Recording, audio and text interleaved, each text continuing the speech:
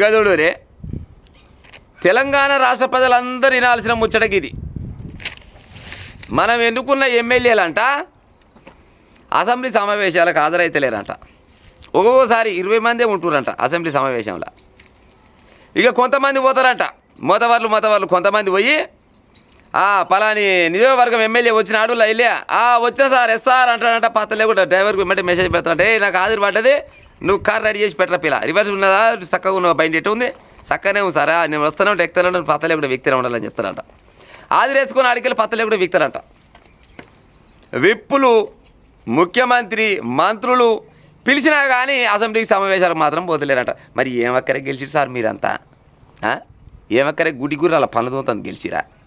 కొంతమంది, అందరిని అంటలేను. ఏమక్కరే గెలిచిరు? ప్రజా సమస్యల పైన అసెంబ్లీ సమావేశాలు అప్పుడో ఇప్పుడు ఉండే, రోజు అయితే ఉండే కదా.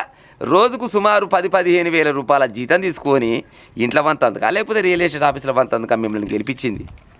మీకు నీళ్ళు ఫ్రీ, బువ్వ ఫ్రీ, టిబుల్ ఫ్రీ, మీ బయట డీజిల్, పెట్రోలు, మీకు 2 గన్మేన్లు, అదే సాధారణ ఉండే లచ్చ తప్పిన లడాయిపోతే వెనక ముగ్గుడు పీకుడు కాదు అన్నట్టు మీకు అన్ని అందాల మీకు సెక్యూరిటీ ఇచ్చి అసెంబ్లీ సమావేశాలకు పోయిరాపర్రా మజగాని అంటే ఆదిరేసుకొని పత్తలేకుండా ఒకటి బిక్తారంట.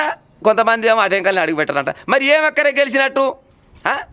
ఏమక్కరే అసెంబ్లీ సమావేశాలకు హాజరు కానీ ఎమ్మెల్యేలు ఏమక్కరే గెలిచినట్టు చెప్పురి. ఇక కేసీఆర్ ముచ్చటన్నారా? ఇక ఆయన అంటే దొర కాబట్టికే దొర రాడు. ఆయన ఇప్పటికి 2 సార్లు 3 సార్లు వచ్చినట్టు నెలకు మాత్రం జీతం మాత్రం ఆయన ఇంట్లోకి పోతూనే ఉంటుంది.